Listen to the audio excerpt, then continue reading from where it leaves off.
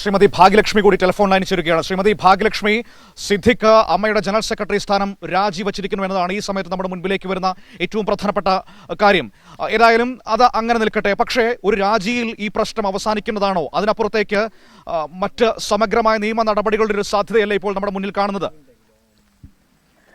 തീർച്ചയായിട്ടും രാജിവെച്ചത് നല്ലൊരു കാര്യം. അതോടൊപ്പം തന്നെ സമഗ്രമായ നിയമ നടപടികളിലേക്ക് പോവുകയും വേണം. ഒപ്പം ഈ മൊഴിയിൽ ഉറച്ചു നിന്നുകൊണ്ട് കോടതി വരെ സ്ത്രീകൾ എത്തുകയും വേണം. അപ്പോഴാണ് ഇത് പൂർണ്ണമാകുന്നത്. കാരണം ഇത് ഇവിടെ വെറുതെ ഇപ്പൊ തീർച്ചയായിട്ടും ഈ ഒരു ഈ പെൺകുട്ടിയുടെ തുറന്നു പറച്ചിൽ കൊണ്ട് ഒരു FIR ഇടാൻ തീർച്ചയായിട്ടും സാധിക്കും, മനസ്സിലായി.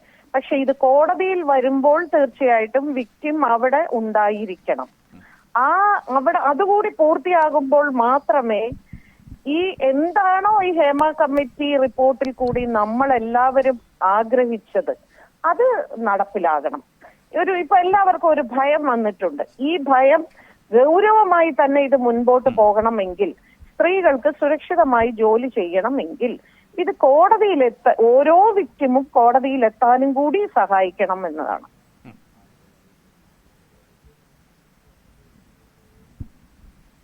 ഹലോ, തീർച്ചയായും താങ്കൾ പറഞ്ഞത് വളരെ പ്രധാനപ്പെട്ട കാര്യമാണ്. കാരണം ഈ പലരും ഭയം കൊണ്ടാണ് ഇക്കാര്യങ്ങളൊന്നും പുറത്തു പറയാതിരുന്നത്.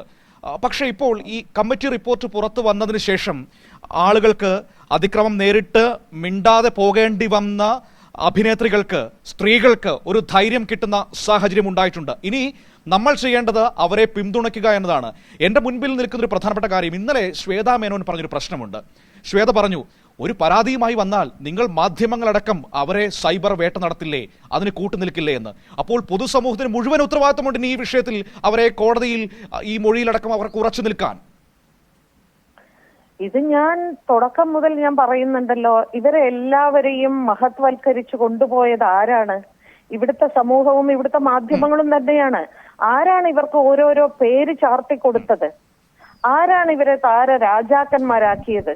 സിനിമാക്കാരല്ല.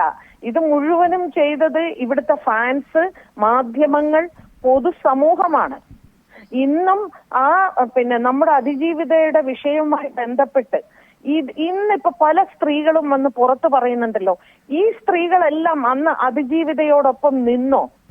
ഒന്ന് ആലോചിച്ചു നോക്കൂ. ആരുണ്ടായിരുന്നു അതിജീവിതയോടൊപ്പം?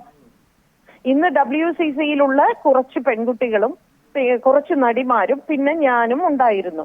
വേറെ ആരും ഉണ്ടായിരുന്നില്ല. ഇന്ന് ഈ പറയുന്ന ഇപ്പൊ പരാമർശിച്ച പേരുകൾ ആരും തന്നെ, ഊർവശിയാകട്ടെ, ശ്വേതാ മേനോനാകട്ടെ, ആരും തന്നെ അന്ന് അവളോടൊപ്പം നിന്നില്ല. അമ്മയിലുള്ള സ്ത്രീകൾ ആരും അവളോടൊപ്പം നിന്നില്ല. ഒറ്റക്കെട്ടായി അന്ന് നിന്നിരുന്നെങ്കിൽ എത്രമാത്രം ആ പെൺകുട്ടിക്ക് ശക്തി കിട്ടുമായിരുന്നു എന്നൊന്ന് ആലോചിച്ച് നോക്കൂ.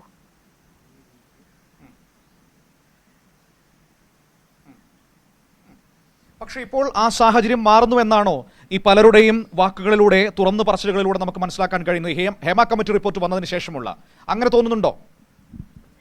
എനിക്കിപ്പോഴും പറയാനുള്ളത്, ഇത് ഇവിടെ കൊണ്ട് അവസാനിപ്പിക്കാതെ ഇത് നിയമപരമായ നടപടികളിലേക്ക് പോകേണ്ടത് ഈ ആരോപണം ഉന്നയിച്ച സ്ത്രീകൾ തന്നെയാണ്. അല്ലാതെ നമുക്ക് വേണ്ടി നമ്മളെ അവർ സഹായിക്കും, ഇവർ സഹായിക്കും, അങ്ങനെയല്ല ഇതിനെ കാണേണ്ടത്. ഇവർ ഗൗരവമായി, അതായത് ഇത് ഞാൻ വെറുതെ ഒരു വാക്ക് പറഞ്ഞതല്ല, ഇതിന് പിന്നിൽ വ്യക്തമായ തെളിവുകളുണ്ട്, ഞാൻ ഇതുമായി അവസാനം വരെ മുൻപോട്ട് പോകും എന്ന് തീരുമാനിക്കുമ്പോഴാണ്, എന്ന് ധൈര്യമായി മുന്നോട്ട് വരുമ്പോഴാണ് തീർച്ചയായിട്ടും ഇവിടെ ഒരു മാറ്റം ഉണ്ടാകുന്നത്.